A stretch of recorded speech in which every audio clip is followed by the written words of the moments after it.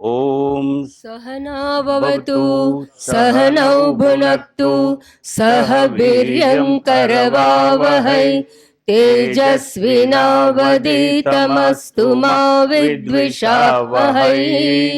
ॐ शान्ति शान्ति शान्तिः। हरिः ॐ श्रीगुरुभ्यो नमः। हरिः ॐ। कठोपनिषद अध्याय 1 वल्ली 3 मंत्र 14। उत्तिष्ठत जाग्रत प्राप्य वरान् निबोधत।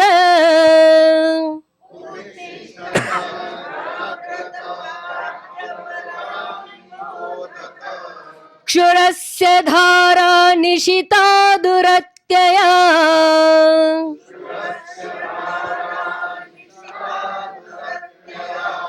दुर्गम पथस्तत् कवयो वदन्ति।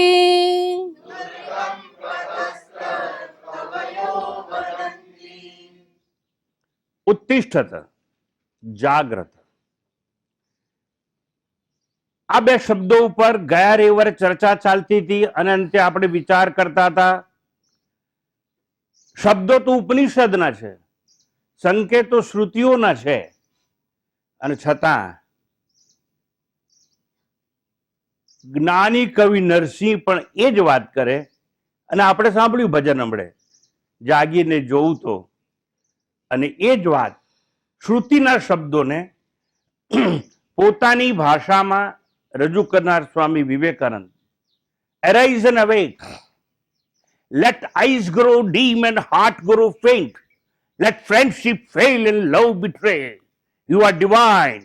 March on and on till thou goal is reached.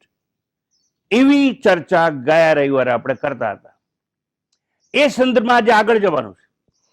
માત્ર બે શબ્દો પર વિચાર કર્યો તો ઉત્તિષ્ઠત અને બીજો શબ્દ તો જાગ્રત. જાગ્રત અને ઉત્તિષ્ઠ. ઉત્તિષ્ઠ એટલે શું? ઊભા થાવ અને ચાલવા માંડો. ટીલ ધા ગોલ ઇઝ રીચ્ડ. જેમ વિવેકાનંદે કહ્યું અમેરિકામાં. ઉત્તિષ્ઠ એટલે ઊભા થાવ. શેમાંથી? તો વિષય ભોગથી ઊભા થાવ. વિષયોનો ભોગ જ બંધન ઊભું કરશે. અને વિષય કયા? શબ્દ, સ્પર્શ, રૂપ, રસ અને ગંધ. એમાંથી ઊભા થાવ. ઉઠીને ચાલતા થાવ અંતિમ ગોલ સુધી.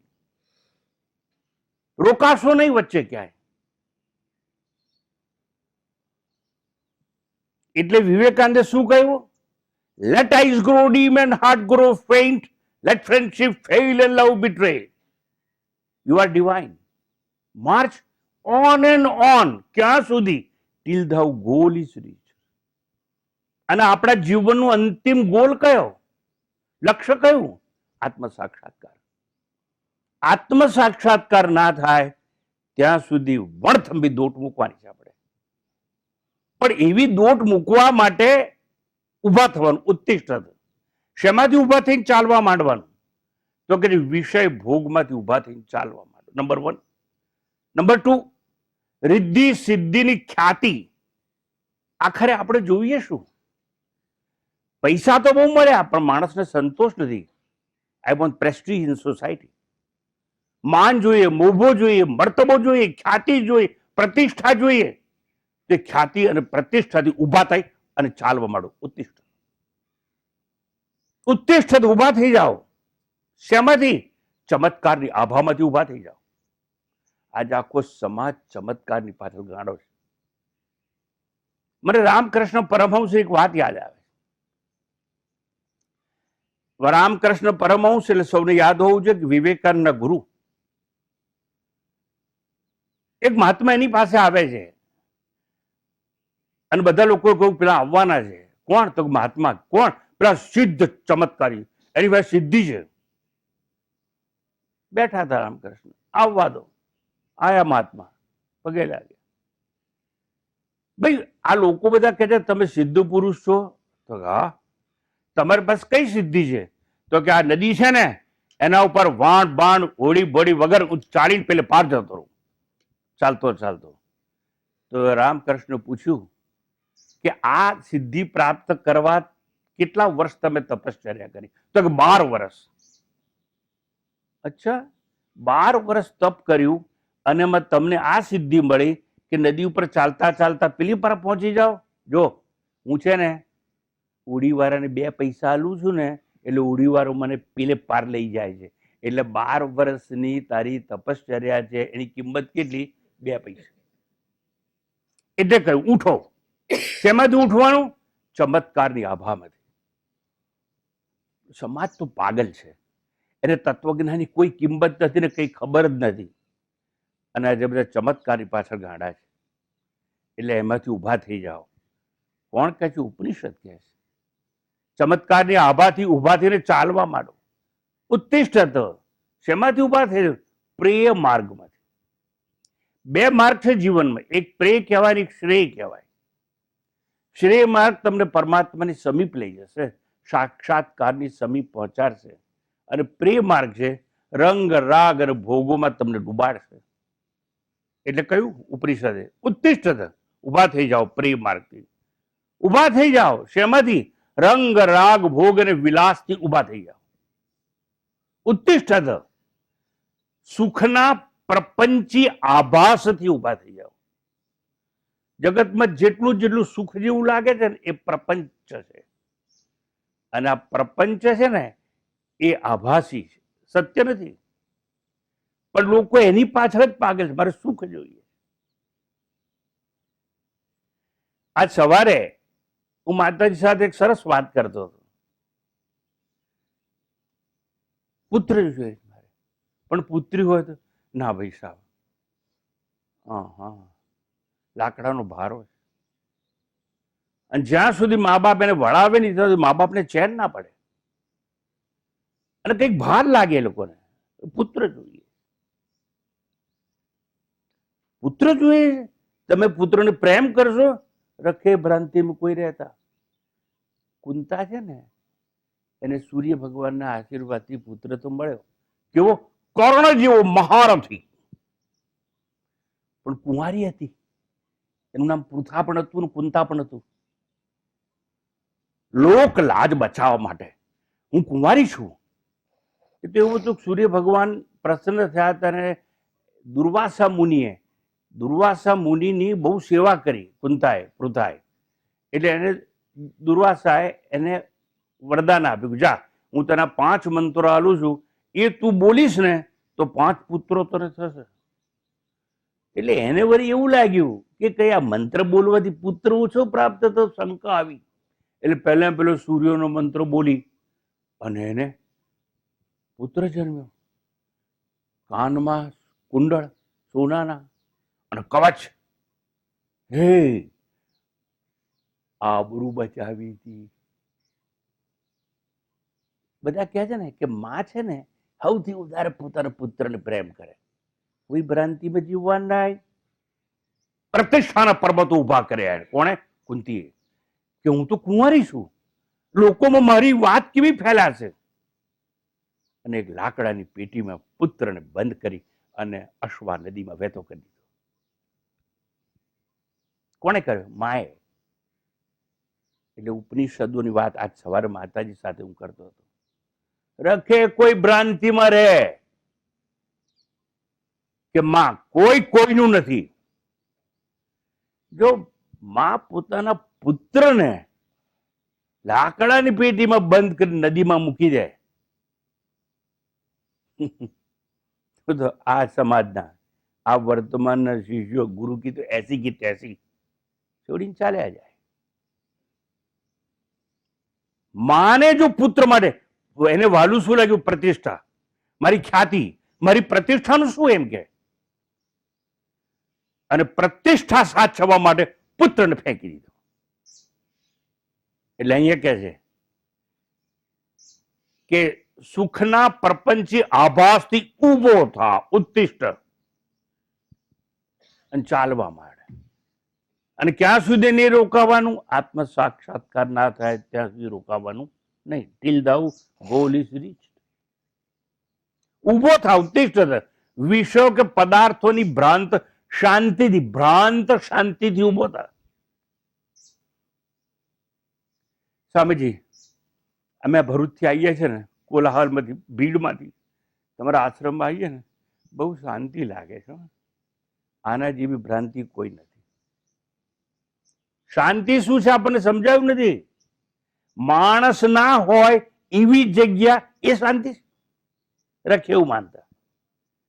હિમાલયમાં 9000 ફીટની ઊંચે પર બધા લોકો અહીંથી આવે છે, હું શિબિર કરું તારે, અને મારી લાકડાની 8x8ની કુટિયામાં હોઉં, પણ લાકડાની છે એટલે ફર્શ પણ લાકડાનું હોય, એટલે એમાં છે ને જગ્યા હોય, એટલે હું ઉપર રહેતો, નીચે જે રહેતા હોય ને એ લોકો શું વાતો કરે મને બધું સંભળાય.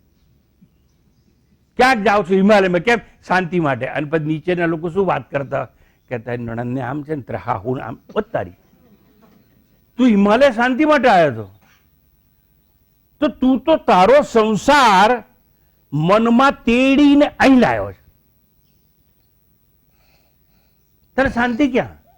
શાંતિ એટલે વાસનાઓનો ત્યાગ, એનું નામ શાંતિ કહેવાય. કોલાહલથી દૂર થવું શાંતિ નથી. એટલા માટે એવું કહેવાય, જ્ઞાની હોય ને એ મુંબઈની ક્રાફર્ડ માર્કેટમાં હોય કે રણમાં હોય, એના માટે બધું સરખું છે. એને મનમાંથી વાસનાઓ કાઢી નાખી. અને ગયા વખતે બધી વાત કરતો હતો, લોકો ઘર બદલે છે. શું કરવા? આ ઘરમાં બધું ફાવે એવું નથી. નોકરી બદલે છે. શું કરવા? મારો સાહેબ છે નકામો છે, એની જોડે મને ફાવતું નથી. પત્ની બદલે, નોકરી બદલે, પત્ની બદલે, ઘર બદલે, હે અદલા બદલી ચાલે. અદલા બદલી કરવાથી શાંતિ મળવાની નથી. શાંતિ આપણા મનમાં જ. એટલે કે ઊભો થા. વિષયો કે પદાર્થોની ભ્રાંત શાંતિથી ઊભો થા. ભ્રાંત શાંતિ છે. શાંતિ આપણા મનમાં છે, શાંતિ બહાર નથી. હા, તમને 2 પગવાળી શાંતિ જોઈતી હોય જુદી વાત છે, પણ જેને ઇટર્નલ પીસ કહેવામાં આવે, શાશ્વત શાંતિ કહેવામાં આવે, એ તમારી ભીતર છે. અને ભીતરથી જાણવાની છે, મેળવવાની નથી.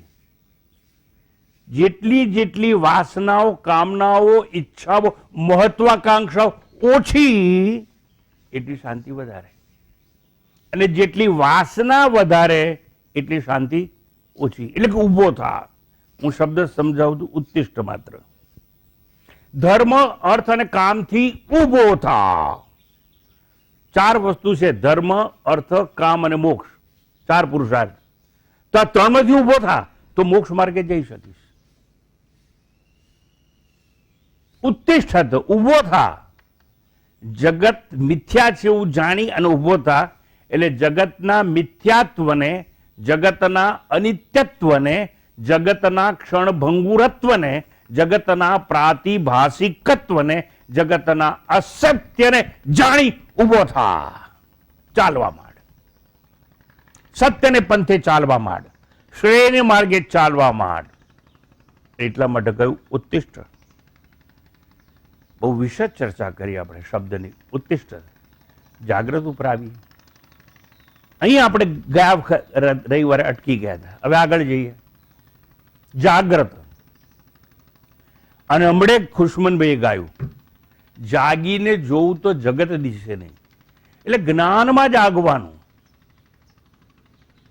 જાગવાનું, જાગ્રત, જાગ એટલે ઉપનિષદો જ્યારે વાત કરે છે ત્યારે ઊંઘતા માણસને વાત કરતા હતા, જાગતાને જ વાત કરતા હતા ને. તો શું કામ કોઈ જાગી જા? there is sleep of ignorance. અવિદ્યાની એક ઊંઘ છે. અવિદ્યાની, અજ્ઞાનની ઊંઘમાંથી જાગી જાય.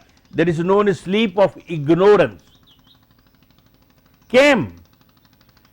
સ્લીપ ઓફ ઇગ્નોરન્સ કે અવિદ્યાની ઊંઘ છે, સર્વ અનર્થોનું મૂળ છે. વાંચો કે સર્વ અનર્થોનું મૂળ છે, સર્વ પાપોનું કૂળ છે. અવિવેક, અજંપો, સંઘર્ષ, વિષાદ, ઘૃણા અને શોકનું એ શૂળ છે. એટલે કે ઊંઘ છે, સર્વ અનર્થોનું મૂળ છે, સર્વ પાપોનું કૂળ છે. અવિવેક, અજંપો, સંઘર્ષ, વિષાદ, ઘૃણા અને શોકનું એ શૂળ છે. એટલે કે ઊંઘ છે, સર્વ અનર્થોનું મૂળ છે, સર્વ પાપોનું કૂળ છે. અવિવેક, અજંપો, સંઘર્ષ, વિષાદ, ઘૃણા અને શોકનું એ શૂળ છે. મૂળ છે, કુળ છે, શૂળ છે, એમાંથી જાગી જા. અવિદ્યાથી જાગો. અવિદ્યા ને હૃદય ગ્રંથિ તરીકે પણ ઓળખવામાં આવે. આ મારી પાસે ધારો કે એક દોરી હોય,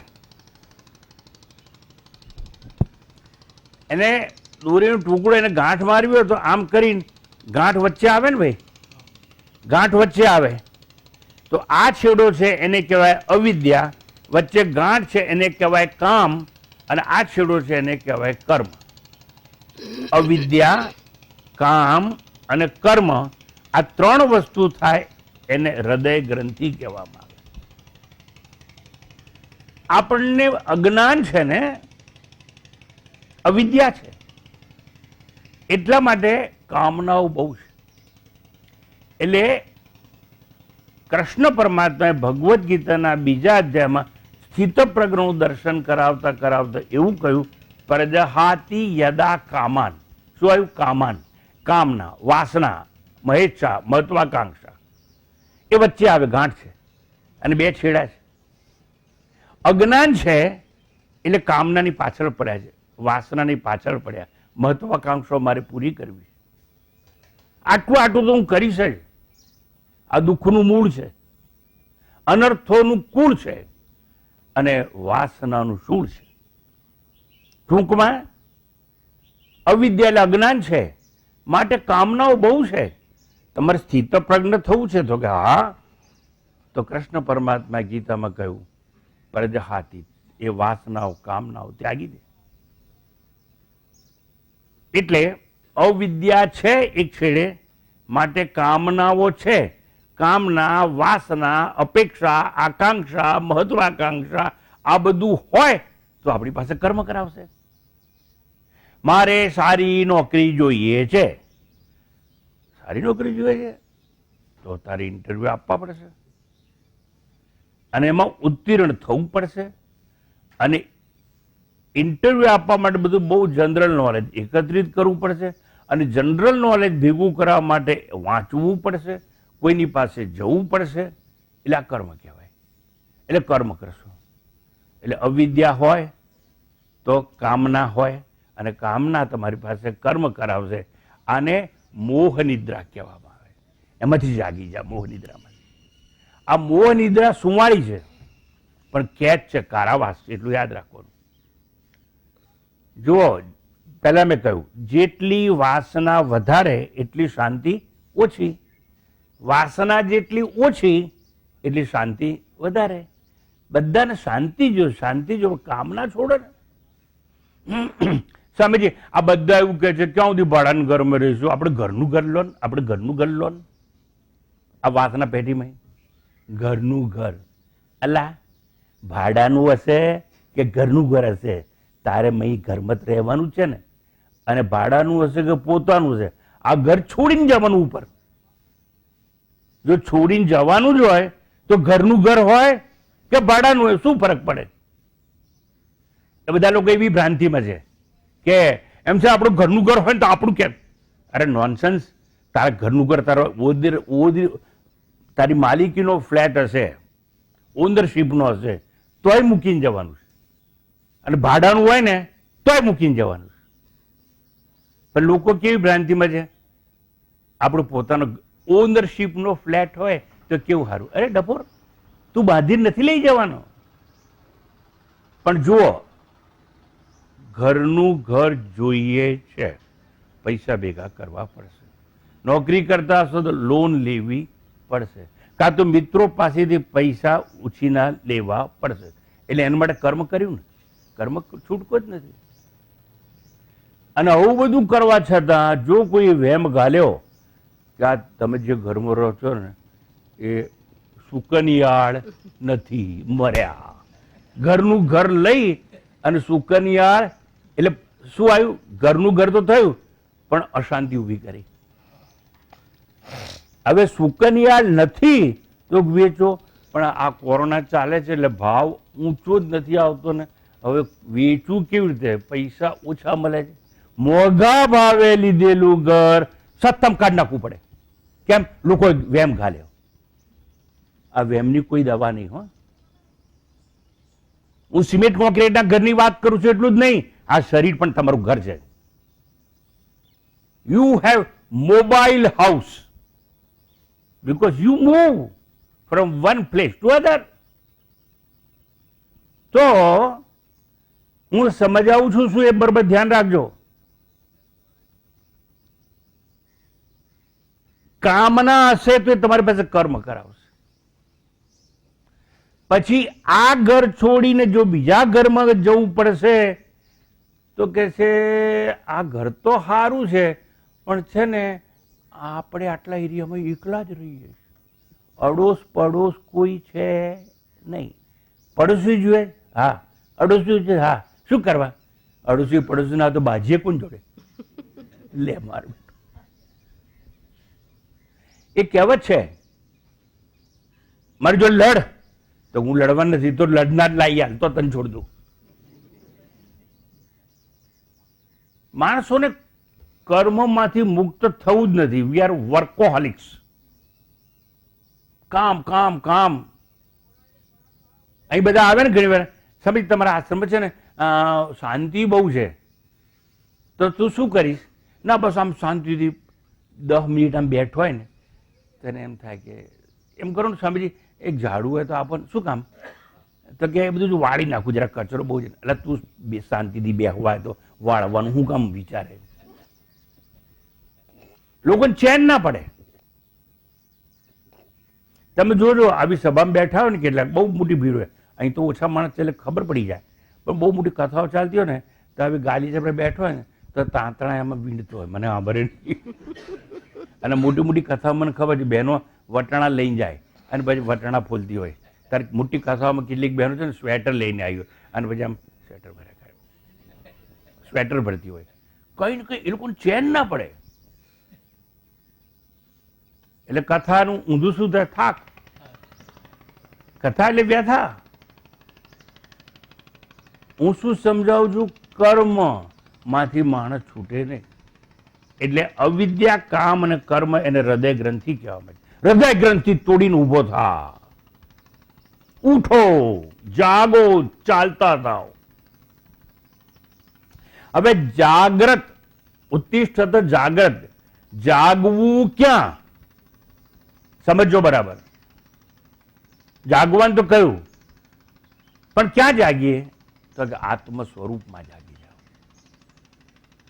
આઈ એમ એક્ઝિસ્ટન્સ, બ્લીસ એન્ડ કોન્શિયસનેસ. હું સત છું, ચિત્ત છું, આનંદ છું, એ મારું આત્મ સ્વરૂપ કહેવાય. અને અહીં આગળ ઉપનિષદ કહે છે જાગી જાઓ. શેમાં? તો કે પોતાના આત્મ સ્વરૂપમાં જાગી જાઓ. આત્મ સ્વરૂપમાં કેમ જાગવાનું? બીજું બધું અધૂરું છે, જગતમાં અપૂર્ણ છે. અને પૂર્ણતામાં જાગવું હોય તો આપણું આત્મ સ્વરૂપ જ એક પૂર્ણ કહેવાય. એટલે પૂર્ણત્વમાં જાગી જાઓ. શું કામ પૂર્ણત્વમાં જાગવાનું? પૂર્ણત્વ એટલે જ નિત્ય મુક્ત કહેવાય. પૂર્ણત્વ એ જ સાક્ષાત સ્વરૂપ કહેવાય આપણું. એટલે નિત્ય મુક્ત સ્વરૂપમાં જાગી જા, એવું કહેવા માટે એવું કહ્યું કે જાગ્રત. પણ આ આપણું જે સ્વરૂપ છે એમાં શા માટે જાગવાનું? સ્વરૂપ એટલે આત્મા. તો આત્મજ્ઞાનમાં એટલા માટે જાગવાનું કે આત્મજ્ઞાન છે એ મુક્ત છે, એમાં બંધન નથી. આત્મજ્ઞાન એ જ મોક્ષમાં જાગી જાઓ. કારણ શું? એ જરા અને મૃત્યુથી મુક્ત છે. આપણો આત્મા છે ને એમાં જરા એટલે ઘડી પણ નથી. હવે ઘડીપણની વાત આવી એટલે તમે જેટલા બેઠા છો ને એ બધા તમે સિનિયર સિટીઝન છો. મને કોઈ પૂછ્યું હતું એકવાર કે સાહેબ આ બધા પ્રવચનમાં ઘરડા લોકો જ બહુ સિનિયર સિટીઝન બહુ આવે છે. શું કરવા ખબર છે? એને મોત જલ્દી દેખાય, ઉંમર થવાય ને ત્યારે પેલા યુવાનો કેમ નથી આવતા? ના જ આવે. એ લોકોને તેમ છે કે અત્યારે નહીં, નોકરી કરીશું, પૈસા ભેગા કરીશું, ભોગ કરીશું, છોકરા છૈયાને સેટલ કરીશું, અહીં નહીં ફાવે તો બહાર ભણવા મોકલીશું, અને પછી છેલ્લે રિટાયર થયા પછી ભગવાનનું નામ લેવાની કથા વરવા જઈશું. કેમ? સરકાર નક્કી કરે કે તમે યુઝલેસ છો, રિટાયર. સરકાર જ્યારે નક્કી કરે તમે નકામા છો ને, ત્યારે એ લોકોને એમ સ્વામીજીના આશ્રમમાં જઈએ. એટલે સરકારે નક્કી કર્યું કે તું રિટાયર નકામો જ તું, તો મારી પાસે શું કામ નહોતું આવવાનું? તો બધાને આવું છે, ગયડા થાય તારે. અને યુવાનીમાં બુદ્ધિ પહોંચતી નથી. બહુ સરસ સમજવા જેવી વાત છે. એટલે એ ઘડી ઉપનિષદે કહ્યું કે આત્મ સ્વરૂપમાં ગઈડ પણ નથી. એટલે શું કહેવાય? જરા. જરા એટલે શું? વૃદ્ધાવસ્થા. વૃદ્ધાવસ્થા. આત્મ સ્વરૂપ, આત્મા યુવાન નથી, આત્મા ઘડપણે નથી, આત્મા બાલ્યાવસ્થામાં નહીં, આત્મા યુવાનીમાં નહીં. આત્મા છે, it is nothing but existence. તો અસ્તિત્વમાં તમારે સમજ જીવવું છે, વ્યક્તિત્વમાં. અને શાસ્ત્રો શું કહે છે? અસ્તિત્વમાં જાગી જાઓ. એટલે જરા અને મૃત્યુથી મુક્ત છે, એટલે એમાં જાગવાનું. તમે શેમાં જાગો છો? ગઈડપણમાં, યુવાનીમાં, ભોગમાં, પ્રતિષ્ઠામાં, એમાં નહીં. જેમાં ઘડપણ નથી અને જેમાં મૃત્યુ પણ નથી, એવી એક અવસ્થા છે. અને એમાં જાગી જાઓ. શા માટે જાગી જાઓ? એ આત્મ સ્વરૂપ છે આપણું. એમાં જાગવાનું એટલા માટે, એ આત્મ સ્વરૂપ નિષ્પાપ છે, કર્મથી અસંગ છે. જેને જ્ઞાન હોય ને એને કોઈ કર્મ લાગુ ના પડે. આ કર્મનું ફળ કોને ભોગવવું પડે? અજ્ઞાની લોકોને. જે જ્ઞાની છે, જેને પોતાના આત્માને જાણી લીધો છે, એને તો ખબર પડી ગઈ, હું તો નિરાકાર છું, હું આત્મા છું, મારે હાથ નથી, એટલે ગ્રહણ કરવાનું અને છોડી દેવાનું કર્મ હું કરી શકું નહીં. મારે પગ નથી, એટલે પ્રદક્ષિણા હું ક્યાંય જવાની કરી શકું નહીં. મારે આંખ નહીં, એટલે હું કંઈ જોવાનું કામ કરું નહીં.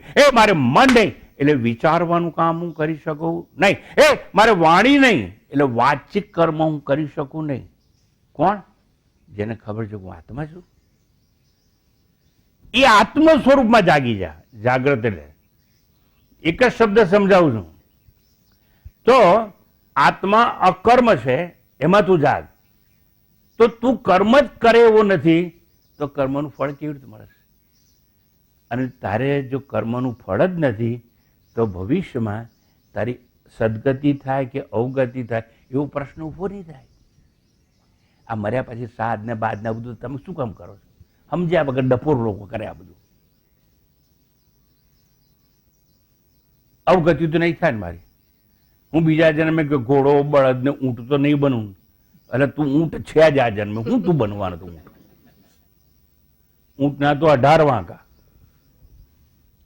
દાખે દલપતરામ, એવી કવિતા અમે ભણતા હતા. તો ટૂંકમાં જાગવાનું શેમાંથી? અસંગ આત્મામાં જાગી જવાનું. અસંગ એટલે એને કર્મનો સંગ જ નથી, અને કર્મ નથી તો કર્મનું ફળ નહીં, અને ફળ નહીં તો ભવિષ્ય નહીં, અને ભવિષ્ય નહીં તો પુનર્જન્મ નહીં.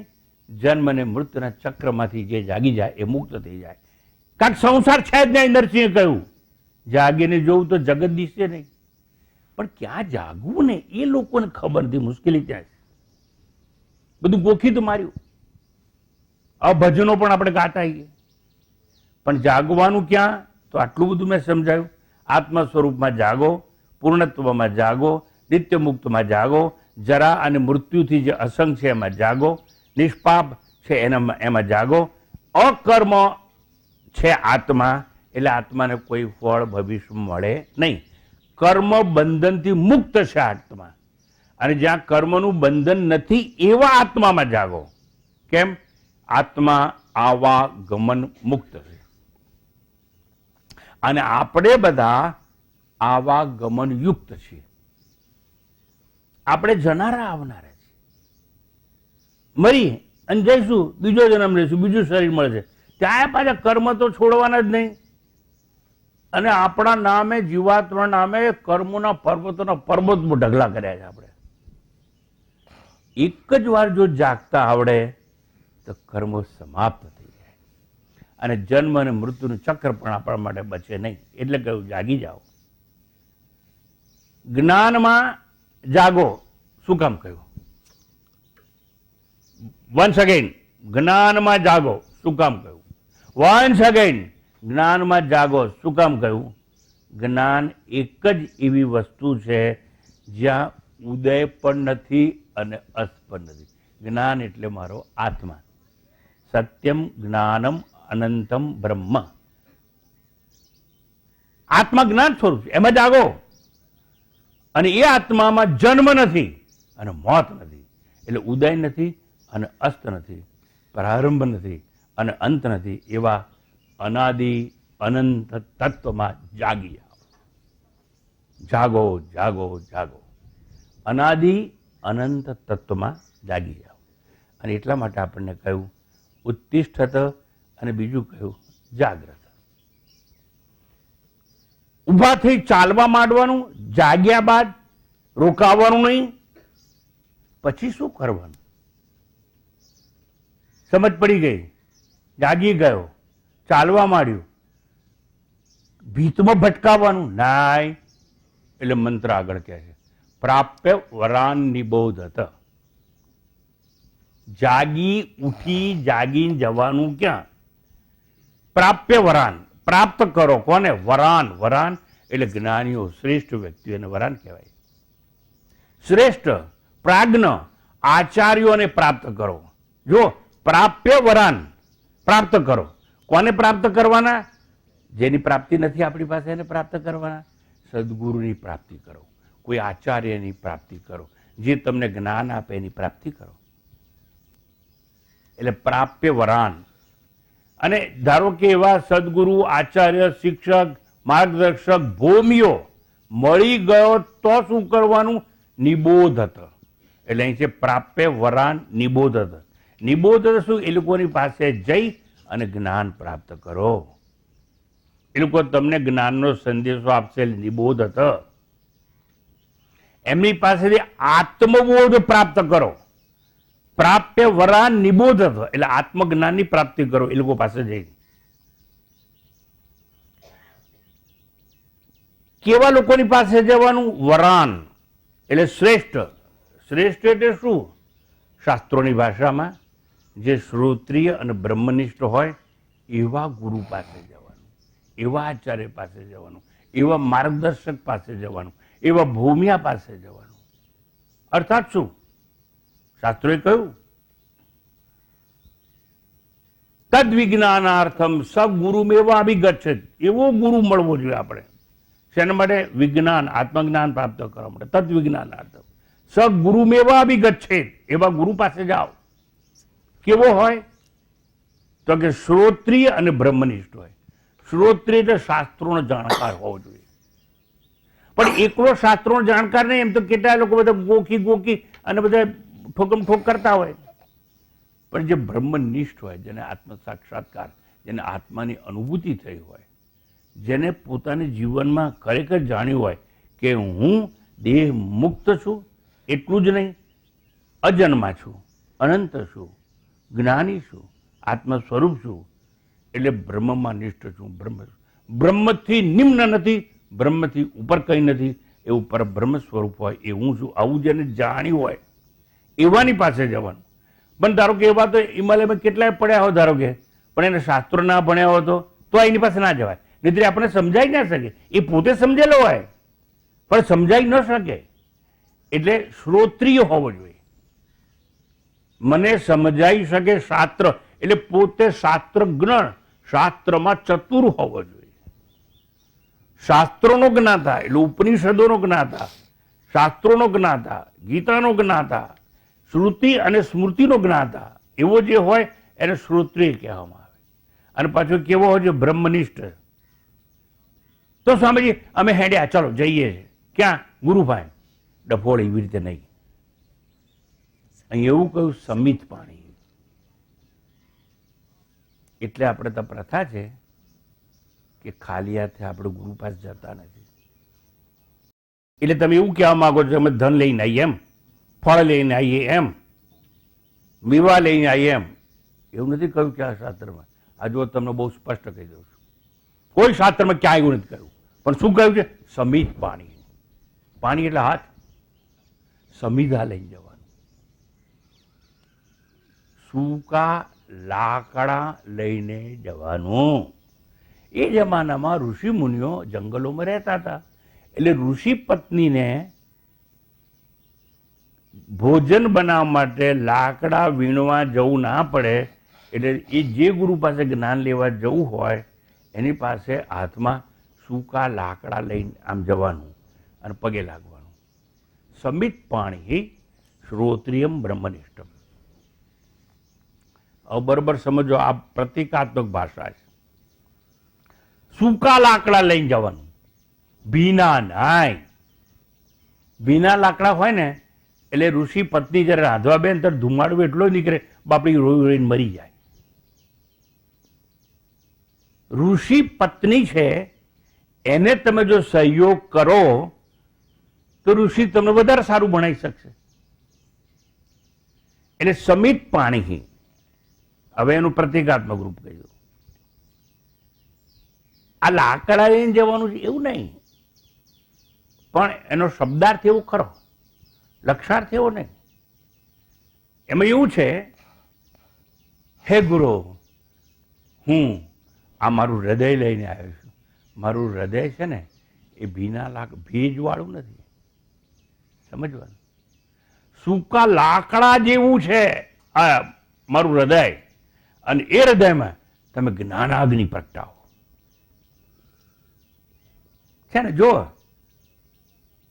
ચોપડા ચૂંથવાથી જે હું સમજાવું છું ને એવું સમજાય નહીં.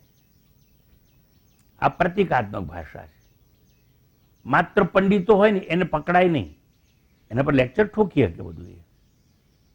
એટલે મારું હૃદય સૂકા લાકડા જેવું છે. રાગ અને દ્વેષનો ભેજ નથી હૃદયરૂપી લાકડામાં. એટલે ગુરુદેવ તમે જેવો અજ્ઞાની પ્રગટાવશો ને એટલે મારું હૃદય છે એની વાસનાઓ ભસ્મીભૂત થઈ જશે, અને એની અંદર સર્વ કર્મ પણ બળી અને ખાક થઈ જશે. સંચિત, આગામી અને પ્રારબ્ધ. જ્ઞાનાગ્નિ સર્વ કર્માણી ભસ્મસાત કૃતે તથા. ટૂંકમાં શું સમજાવું છે મારે? પ્રાપ્ય વરાન નિબોધત, એવું સમજાવું છું. શ્રેષ્ઠ પુરુષોની સમીપ જવું. સાંભળજો બરાબર. એટલે શું? શ્રેષ્ઠ પુરુષોની સમીપ જવું એટલે શું?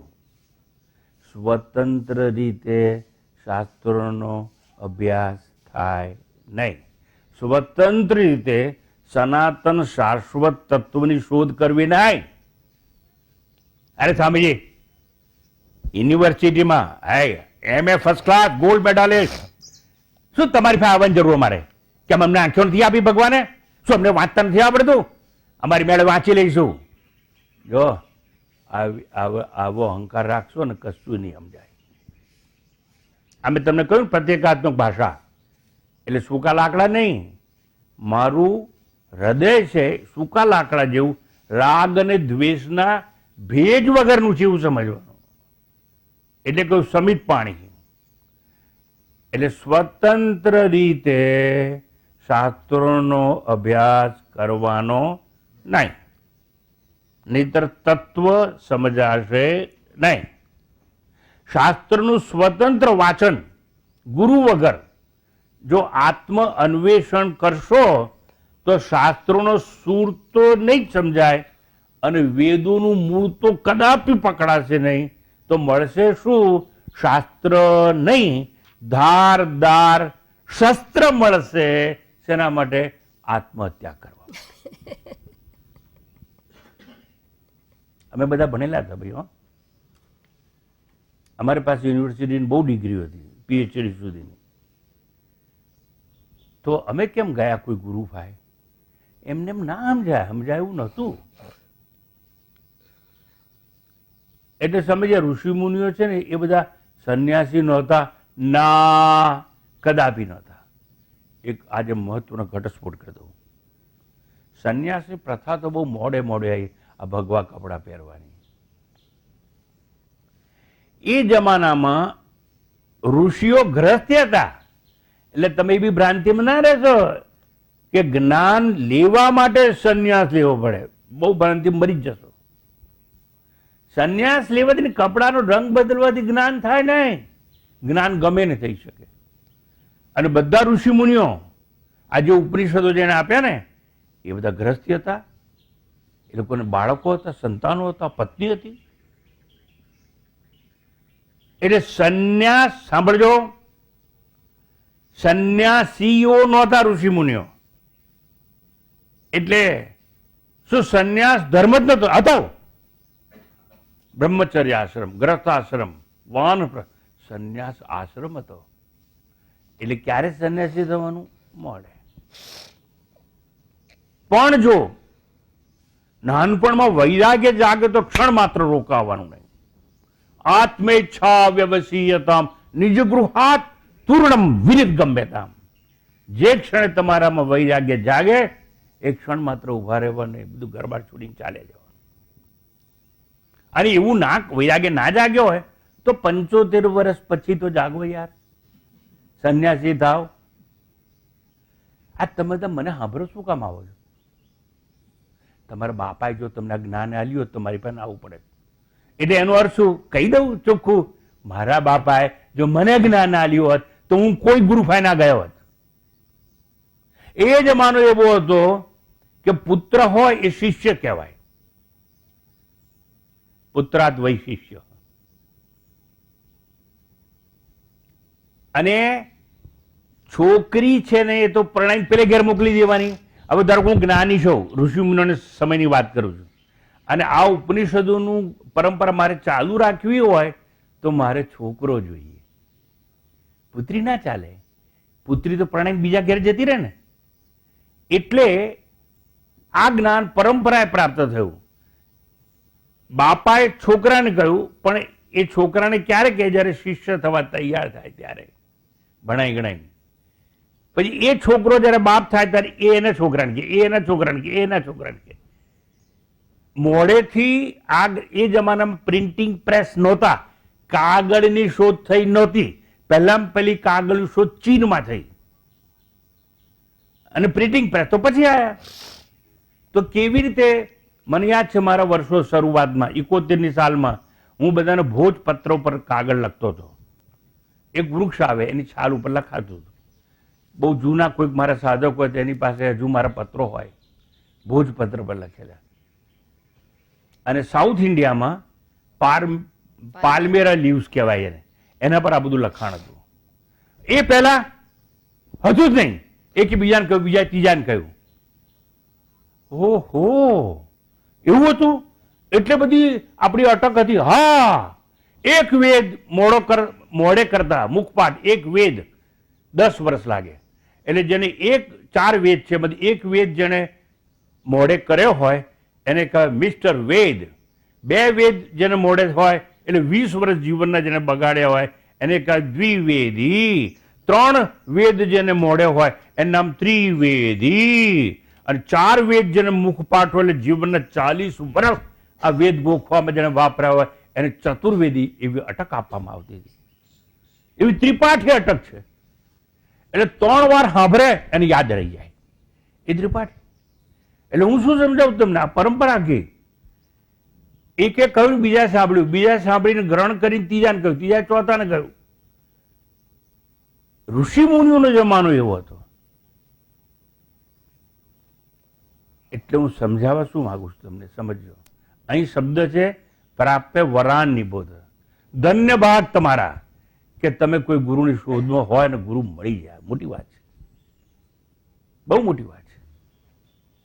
મોટા ભાગે મળે નહીં, પણ જો તમને મળી જાય ને તો તમારા અનેક જન્મના પુણ્ય પ્રતાપે તમને મળી જાય ગુરુ, અને તમને બધું સમજાવે. પણ જ્યારે ગુરુ સમજાવનાર મળે ને ત્યારે ગુરુ પાસે રહેવા લોકો તૈયાર હોતા નથી. બહુ મુશ્કેલી છે. સ્વતંત્ર થવાની હવા જાગે છે.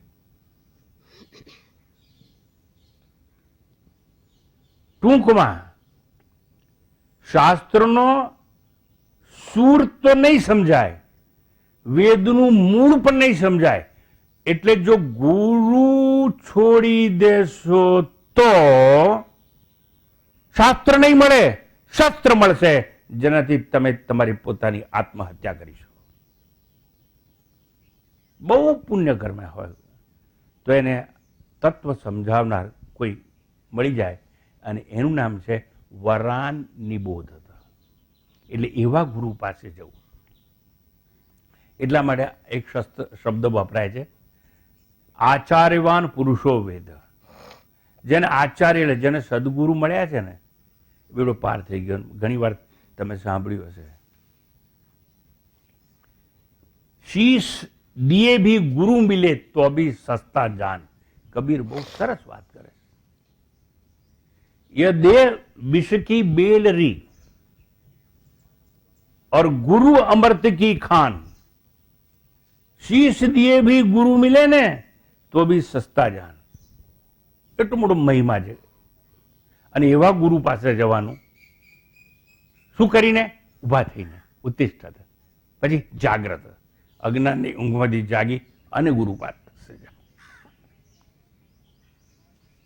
તમે નારદજીનું નામ તો સાંભળ્યું છે ને? નારાયણ નારાયણ કરતાલ વગાડતા વગાડતા ત્રણેય લોકમાં ફરતા હોય. બહુ મોટા જ્ઞાની કહેવાય. પણ એ મંત્રવિદ હતા, મંત્રોને જાણનાર. શાસ્ત્રવિદ હતા, શાસ્ત્રોને જાણનાર, શ્રોત્રિય. પણ આત્મજ્ઞાની નતા, આત્મવિદ નહોતા. એટલે એ જઈ અને કહે છે પિતાશ્રીને કે હું મંત્રવિદ છું, શાસ્ત્રવિદ છું, શ્રોત્રિય છું, પણ મારી પાસે જ્ઞાન છે નહીં. આવી વાત છે, અત્યારે હું નથી કહેતો એની બધી નારદજીની. એટલે ઉપનિષદો મોડે કરવા સરળ છે, શાસ્ત્રો ગોખી મારવા સરળ છે, શાસ્ત્રજ્ઞ થવું અઘરું છે. એટલે ટૂંકમાં જ્ઞ શબ્દ આવ્યો, શાસ્ત્રજ્ઞ. જ્ઞ એટલે શું? શાસ્ત્રોનું તત્વ જેને આત્મસાત કર્યું એ શાસ્ત્રજ્ઞ કહેવાય. એટલે શ્રોત્રિય અને બ્રહ્મનિષ્ઠની વાતો આવી આપણે તો. હવે આવું બધું છે ને એટલે બહુ અઘરું છે. આ આત્મજ્ઞાન મેળવવું, આત્મ સાક્ષાત્કાર કરવો, એટલે આત્મજ્ઞાનનો પંથ કે રસ્તો કેવો છે? તો ઉપનિષદોએ કહ્યું સુરસ્ય ધારા નિશિતા દુરત્ય. આ તમે જે સાંભળવા આવ્યા છો ને, પણ એટલું યાદ રાખજો, જે રસ્તા પર તમારે જવું છે ને આત્મજ્ઞાન મેળવવા, એ છુરાની ધાર જેવો છે. એની જમણી બાજુ ના હોય, ડાબી બાજુ ના હોય. શાર્પ એટલે તમારી રેઝર બ્લેડ, દાઢી કરતા બ્લેડ કેવી હોય, એને કેવી આની હોય, આજુબાજુ ના હોય, બસ. અને એના પર ચાલવા જેવું છે.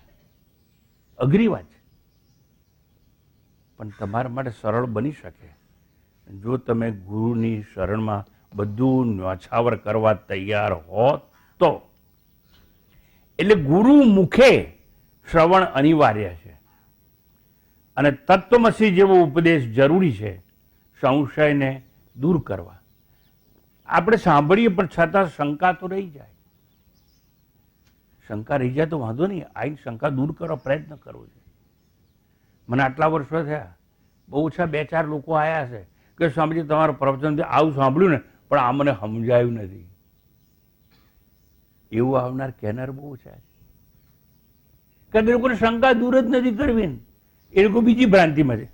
આપણે જેને કલાક બેસી આવો ને સાંભળો, આપણા બાપનું શું જાય છે? એ સ્વામીજીને ત્યાં છે ને પ્રવચન સાંભળવું છે ને તો ફી નથી આપવી પડતી, મફતમાં મળે. એટલે આવી ગયા બધા. તમે તમારા જીવનનું પૂછો ને, તમે કેટલી વાર આવ્યા છો લઈને કે અમારી શંકા છે ને આટલું મને સમજ નથી પડતું, બાપુ બતાવો ને. કોઈ નહીં. અરે પડે કે ના હમણાં હેડો ને, કલાક તો સારો કોઈ આપણો બગડ્યો નથી. ટૂંકમાં અઘરી વાત છે આ જ્ઞાન માર્ગે જવું. એટલે કહ્યું છુરાની ધાર જેવો રસ્તો છે. સુરસ્ય ધારા નિશિતા દુરત્યા. કરોડોમાંથી કોકને જ જ્ઞાન થાય. સાંભળજો ભૈયા, બધાને થતું નથી. કરોડોમાંથી કોકને જ થાય. મોટા ભાગના લોકોને જો તમે આટલા જ બેઠા છો ને, 150-200 જણા, તો ભરૂચની વસ્તી તો લાખોમાં છે. એ લોકોને આવવાનું મન ના થાય. કેમ ખબર છે? એ લોકોના અનેક જન્મોના પુણ્ય કર્મોનો ઉદય નથી થયો. પુણ્ય કર્મોનો ઉદય થાય એટલે ફળ આપવા માટે તૈયાર થાય. અને એ ગત જન્મના કર્મો છે, એમાં જે પુણ્ય વાસનાઓ છે એ તમને ધક્કો જ મારે. તમે હુતાવો ને એટલે જાને મોડું થશે, એ જા, અને હમણાં જ છે ને એ લોકો અંદર નથી ઘૂસવા દેતા, બહાર ખુરશીઓ રાખી, જા જા જા. એટલે કોઈ દિવસ એવી ભ્રાંતિમાં ના રહેશો. બહેનોને કહું છું કે મારા હસબન્ડ જાય છે ને એટલે એની પાછળ પાછળ નો. અને પુરુષોને કહી દઉં, બહેનો બહુ ધાર્મિક હોય આપણા દેશમાં વધારે, અને બહેનોની પાછળ પાછળ પુરુષો જતા હોય. શું કરવા? ક્યાં જાય છે હું જોઈ તો લઉં. એને કંઈ બૈરી પાછળ એમ કે એ જ્ઞાન લેવા છે તો હું જવું એવું નહીં, પણ ગમે હેતુથી જો આવતી થઈ જાય તો બેલો પાર, કે આવતા થઈ જાય તો બેલો પાર. પણ ક્યારે શક્ય બને? ગત જન્મની પુણ્ય કર્મની વાસનાઓ પરિપક્વ થઈ અને ફળ આપવાની તૈયારી કરે તો જ તમે અહીં આવી શકો. એટલે બધા ના આવી શકે. ધારો કે આવી શકે ને તો સમજે નહીં, બહુ મુશ્કેલ છે. એટલે એને કહ્યું છુરાની ધાર જેવો રસ્તો છે. અને સમજે ને તો વૈરાગ્ય આવે નહીં. છેલ્લી ઘડી સુધી લાકડી લઈને 3 પગે ચાલતો ને તો એમ થાય કે અહીં નફો વધારે મળે છે, જરાક જઈ આવું.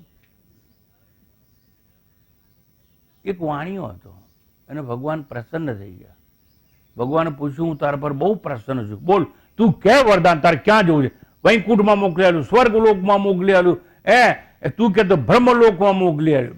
કે મારે આવું કંઈ સાંભળવું નથી. તો તારે શું જોઈએ? મને એટલું જ કહો, કયા લોકમાં નફો વધારે મળે. તમે નરકમાં કહેશો તોય વાણીઓ કે હું જવા દઈએ. આપણી આ વૃત્તિ જ બધી, અને અભિવૃત્તિથી વૈરાગ્ય કેવી રીતે જાગે આપણામાં? અને વૈરાગ્ય જાગે એટલે કયું? ઊભો થા, ઉત્તિષ્ઠ, અને ચાલવા વાળા, અને ચાલીને જાગી જા. અને જો જાગી જઈશ તો તારો બેડો પાર થઈ જશે. તો જ્ઞાન માર્ગ કપરો છે, કારણ કે સૂક્ષ્મ બુદ્ધિનો વિષય છે. કથામાં જાઓ ને તો ધારો કે હું એ દાખલો આપું, ભાઈ રામને વનવાસ મળ્યો, કેટલા વર્ષનો? 14 વર્ષનો. તો રામ તો ચાલતા, પહેલે દર કથામાં જાઓ ને તો રામ ભગવાન વનમાં ચાલતા હતા. પછી આ આવ્યું ને તે આવ્યું ને પછી વર્ણન આવ્યું ને આ મળ્યું ને તે મળ્યું ને વાલીને પૂછડું ઢીકડું. પછી બીજા દિવસ કથામાં જાઓ રામ ચાલતા જ હોય, ત્રીજા દિવસ જાઓ રામ વનમાં ચાલતા જ હોય. એટલે કથામાં આવું બધું ચાલે. એટલે કથામાં વટણા ફોલાય, કથામાં સ્વેટર ભરાય, કથામાં છેલ્લે બેહીને લોકો ચાપુ વાંચતા હોય, કથામાં આંખો બંધ કરીને ઊંઘતા હોય. અહીં બી એવું થાય મારી કથામાં, પણ હું સુધરી ગયો છું. એટલે હવે ટોકતો નથી. હા, પહેલાં તો હું યુવાનીમાં પ્રવચન કરતો ને ઉઠાડીને બહાર મોકલી દેતો. હવે મને એમ થયું મારો વાંધો નહીં યાર, આવે છે તો કરો ને. એ ઘેર ઊંઘતો હોય ને કે મારો પ્રવચન છો ઊંઘે. કારણ કે વગર પૈસે કમ્પોઝની ગોળી લીધા વગર તમે ઊંઘી જતા હોય ને તો મને પુણ્ય મળશે. પૈસા ખર્ચા વગર ઊંઘી જાય મને વાંધો નથી. એટલે જુઓ, આટલા માટે કહેવાય છે કે સુરસ્ય ધારા નિશિતા, કરોડોમાંથી કોકને આવું જ્ઞાન થાય. જ્ઞાન માર્ગ કપરો વિષય છે, સૂક્ષ્મ બુદ્ધિનો વિષય છે. એટલે જો મારા પ્રવચનમાં ઝોકા બોકા માર્યા તો એક શબ્દ ગયો ને એક વાક્ય ગયું ને તો લિંક નહીં પકડાય. એટલા માટે તમે ઊંઘો નહીં ને ભાઈ, એટલા માટે ઘણી વાર જોર જોરથી બોલું છું. શું કામ જોરથી બોલું છું? ઊંઘતો હતો, જાગી જાય. હવે સૂક્ષ્મ બુદ્ધિનો આ વિષય છે. આ લોજિક તમારે સમજવું પડે. કથામાં એવું સમજવા ચાલે રાખે બધું. અને એના કરતાં મોટી વાત કરું, આ બધી લોકોને ઘેર પ્રસંગે સત્યની કથા બેહાડી અમે, એટલે પછી બધાને કે અરે ભાઈ તમારા ભાઈના જે સત્યની કથા છે તમે કેમ અહીં બેઠા છો? જઈશું કે ક્યારે? હા, તમે એવું કર્યું એટલે તમને ખબર. હમણાં નહીં, પ્રસાદનો ટાઈમ થશે, આરતીનો ટાઈમ થશે ને ત્યાં જઈશું. પછી યજ્ઞ રાખ્યો ને પછી ભાઈ આ તમારે તો ઘરનો પ્રસંગ, તમે જતા નથી, હમણાં નહીં જવાનું. નારિયેળ ઊંઘવાનું હોય, પંડિતજી બરાબર છે ને, નારિયેળ ઉંબાનું હોય તારે બધા ભેગા થાય. અને આમ કેવો સત્યનારાયણનો શીરો અલ્લાહ મજા આવે ખાવાની. ટૂંકમાં જો એ બધામાં ચાલે, અહીં ના ચાલે. આ તત્વજ્ઞાનની ચર્ચા ચાલતી હતા. અહીં તો તમે જો એક ચૂકી ગયા તો પછી તમને આગળ રસ્તો જડે નહીં. એટલે આ સૂક્ષ્મ બુદ્ધિનો વિષય છે. માટે સુરસ્ય ધારા નિશિતા દુરત્યા. સૂક્ષ્મ બુદ્ધિ એટલે શું? મારું નામ સ્વામી તદુપાનંદ, નામ કાઢી નાખવાનું. આકાર પુરુષનો, સાધુના કપડા કાઢી નાખવાના. શું બચ્યું? આત્મા. એટલે જેને નામ અને આકાર બાદ કરી અને અંદર જોવાની દ્રષ્ટિ હોય એને સૂક્ષ્મ બુદ્ધિ પ્રાપ્ત છે. અને આ સૂક્ષ્મ બુદ્ધિનો વિષય છે. ઉપનિષદો બધી ઘણી વાત કરી છે, લાંબી ચર્ચા હું કરતો નથી. શુની ચૈવ સ્વપાકે ચ પંડિતા સમદર્શિન. કૂતરો નામ ગયું, કૂતરો નામ છે ગયું, કૂતરાનો આકાર ગયો, શું બચ્યું? આત્મા. હાથી નામ ગયું, હાથીનો આકાર ગયો, શું બચ્યું? આત્મા. ગાય નામ ગયું, આકાર ગયો, શું બચ્યું? આત્મા. તો જે બચે ને અવશેષ એના દર્શન કરવાના, જે દેખાય છે એના નહીં કરવાના. કેમ? શાસ્ત્રોનો સિદ્ધાંત છે દ્રષ્ટ નષ્ટ સ્વભાવ. જે આંખે દેખાય છે નાશ પામનારું છે, નથી દેખાતું એ સત્ય છે. એટલે હું બોલું છું, સંભળાય છે કે નહીં? છેલ્લે સુધી સંભળાય છે? હા કે ના? શું કામ સંભળાય છે? તમારે કાન છે એટલે ને? એટલે હા કે ના કહો? કાન છે એટલે સંભળાય છે? એટલે હા કે ના તો કહો. મારી વાણી છે ને હું બોલું છું એટલે સંભળાય છે કે તમારે કાન છે એટલે સંભળાય છે? મારે વાણી પણ હોય ને તમારે કાન હોય તોય ના સંભળાય. વચ્ચે સ્પેસ, આકાશ ના હોય તો. સ્પેસ ઇઝ મીડિયા, જે શબ્દોનું વહન કરે. મારી અને તમારી વચ્ચે આકાશ ન હોત તો તમારે કાન હોત અને મારી વાણી હોત તો પણ તમને સંભળાત નહીં. એટલે આકાશ છે. આકાશ છે કે નહીં તમારી મારી વચ્ચે? એટલે આ કે ના? આંખે દેખાય એટલે નથી. એવું નહીં. સાકારમ અનૃતમ વિદ્ધિ નિરાકારમ તુ નિશ્ચલમ. જે ના દેખાય એ સત્ય છે. એટલે મેં શું કહ્યું? કૂતરો નામ ગયું, આકાર ગયો. હાથી નામ ગયું, આકાર ગયો. ગાય નામ ગયું, આકાર ગયો. પણ આત્મા તો બચ્યો ને. તો એ અદ્રશ્ય છે ને એ જ સત્ય છે. આવી સમજ માટે સૂક્ષ્મ બુદ્ધિ જોઈએ. એટલે કહ્યું ક્ષુરસ્ય ધારા નિશિતા દુરત્યા. છોરાની ધાર જેવો રસ્તો છે. કેમ? સૂક્ષ્મ બુદ્ધિનો વિષય છે. સૂક્ષ્મ બુદ્ધિ હોય તો જ સમજાય, બાકી ના સમજાય. છોરાની ધાર જેવો રસ્તો છે એવું કેમ કહ્યું? શ્રેય અને પ્રેયનો વિવેક ના હોય તો ના સમજાય. આત્મા અનાત્માનો વિવેક ના હોય તો પણ આ જ્ઞાન ના થાય. જડ શું છે, ચેતન શું છે એનો વિવેક ના હોય તો પણ ના સમજાય. જન્મેલો કોણ અને અજન્મા કોણ એનો વિવેક ના હોય તો પણ ના સમજાય. ઓહો! એટલે જ્યાં સુધી આપણામાં વૈરાગ્ય એટલે વિવેક દ્વારા પ્રગટેલો વૈરાગ્ય ના હોય તો પણ આ જ્ઞાન થાય નહીં. એટલા માટે કહ્યું સુરસ્ય ધારા નિશિતા દુરત્યા. વૈરાગ્ય વગર જ્ઞાન ના થાય. અને જ્ઞાન ના હોય તો નિરાશા, હતાશા, નિષ્ફળતા અને અધોગતિ જ પ્રાપ્ત થાય.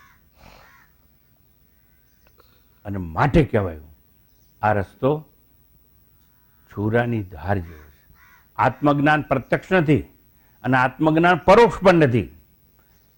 છે માત્ર સાક્ષાત અપરોક્ષ. અને એવા જ્ઞાન માટે વૈરાગ્ય પણ જોઈએ. એકલું સાંભળ કરશો નહીં પત્તો ખાય. થોડું વૈરાગ્ય જીવનમાં પ્રગટ કરો. આ છોડીશ, આ છોડીશ, આ છોડીશ. કે છોડવાની વાતો શીખો. ના ના, અમારે ભોગ પણ જોઈએ ને યોગ જોઈએ. બે ના મળે એટલે પેલાને કહેવું પડ્યું ચીટી ચાવલ લે ચલી और बीच में मिल गई दार कहत कबीर दो ना मिले एक લે દૂજી ઠાર. અને શંકરાચાર્ય શાસ્ત્રોએ કહ્યું વસ્તુ સિદ્ધિ વિચારેણ ન કિંચિત કર્મ કોટિ. કરોડો કર્મ કરશો ને યજ્ઞો ફગ્નો સ્નાન ને દાન ને જે કરવું એ કરો, એનાથી આત્મા સાક્ષાત્કાર નહીં થાય. કરવો કર્મ કરશો તોય નહીં થાય. એટલા માટે કહ્યું કે આત્મજ્ઞાનનો રસ્તો કેવો છે? સુરસ્ય ધારા નિશિતા દુરત્યા દુર્ગમ પથસ્તત કવયો વદંતી. આટલેથી જ મારે અટકવું પડે. ઘડિયાળના કાંટા મને કહે છે બંધ કરો, બંધ કરો, બંધ કરો. અને તમારી ધીરજની કસોટી હું લેવા માગતો નથી. માટે હવે મારી વાણીને આપણે વિરામ આપીશું અને આવતા રવિવારે જ્યારે ફરી મળીએ ત્યારે અધૂરી વાત છે. આ બધી એ અધૂરી વાત છે, એ આગળ વધારીશું. પણ આવતા રવિવારે અધૂરી વાત સાંભળવા માટે કોણ આવી શકશે? જેને પુણ્ય કર્મ કર્યા છે એ આવી શકે. સહેલું નથી. એટલા માટે કહ્યું સુરસ્ય ધારા નિશિતા દુરત્યા દુર્ગમ પથ તત કવયો વદંત. કવિઓ એટલે ક્રાંતદર્શી હોય ને કવિ કહેવાય. અને એવા જ્ઞાનીઓએ આ ઉપદેશ આપણને આપ્યો છે. અને એક વસ્તુ અંતે કહી અને મારી વાણીને વિરામ આપું.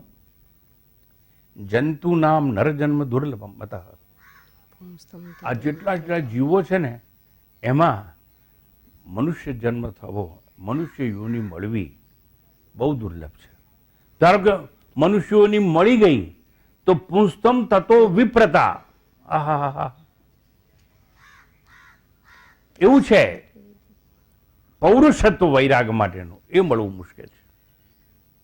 તસ્માત વૈદિક ધર્મ માર્ગ પરતા. એ પછી વૈદિક ધર્મના માર્ગે ચાલવું એનાથી પણ કઠિન છે. અને એનાથી કઠિન વિદ્વત્તમ એટલે વિદ્વત્તા પ્રાપ્ત કરવી એનાથી પણ કઠિન છે. એટલે શું કહ્યું? આત્મ નાત્મ વિવેચનો સ્વનુભવો બ્રહ્માત્મના સંસ્થિતિ મુક્તિનો શતજન્મ કોટી સુકૃતે પુણ્ય વિના ન લભ્યતે. કરોડો કર્મોના પુણ્ય જન્મો જ્યારે ભેગા થશે ને ભાઈ, ત્યારે જ્યાં મોક્ષ કે મુક્તિ આપણને મળી શકે તેમ છે. આ તમે જેટલા આવ્યા છો ને એટલાને ફરીથી કહ્યું, આજે બહુ જન્મોના તમે પુણ્ય કર્મ કર્યા હોત અને કર્યા છે. માટે કઠોપનિષદ જેવી આ વાણીને સાંભળવાનું સદભાગ્ય તમને પ્રાપ્ત થયું. નહીંતર અત્યારે આટલી બધી વસ્તી છે, અહીં નજીક છે, એમને ભણાવીએ છીએ આપણે, પણ બધા આવી ના શકે. કારણ કે એ લોકોની પાસે પુણ્ય કર્મની સંપત્તિ નથી. એટલે ધારો કશું જ ના સમજ પડે ને, ડોન્ટ બોધર, ગુજારશો નહીં. કેમ? આ તમારા પુણ્ય કર્મો છે એટલે તમે આવી શક્યા છો. આજે નહીં, કાલે નહીં, આ જન્મે નહીં, કોક જન્મે મોક્ષ કે મુક્તિ મળશે, મળશે અને મળશે. ધારો કે નહીં મળે તો અધોગતિ નહીં થાય, એટલું યાદ રાખજો. આ જેટલા બેઠા છે ને એમાં કોઈની અધોગતિ થવાની, અવગતિ થવાની. અને આટલું જો મળે તો એ ધન્ય છે આપણા. તો આવી એક સુંદર વાણીને સ્પર્શ કરીએ, આત્મસાત કરવા પ્રયત્ન કરીએ અને આપણે આજે વિરામ લઈએ. ઓમ પૂર્ણમદઃ પૂર્ણમિદં પૂર્ણાત પૂર્ણમુદચ્યતે પૂર્ણસ્ય પૂર્ણમાદાય પૂર્ણમેવાવશિષ્યતે. ઓમ શાંતિ શાંતિ શાંતિ. હરિ ઓમ. શ્રી ગુરુભ્યો નમઃ. હરિ ઓમ.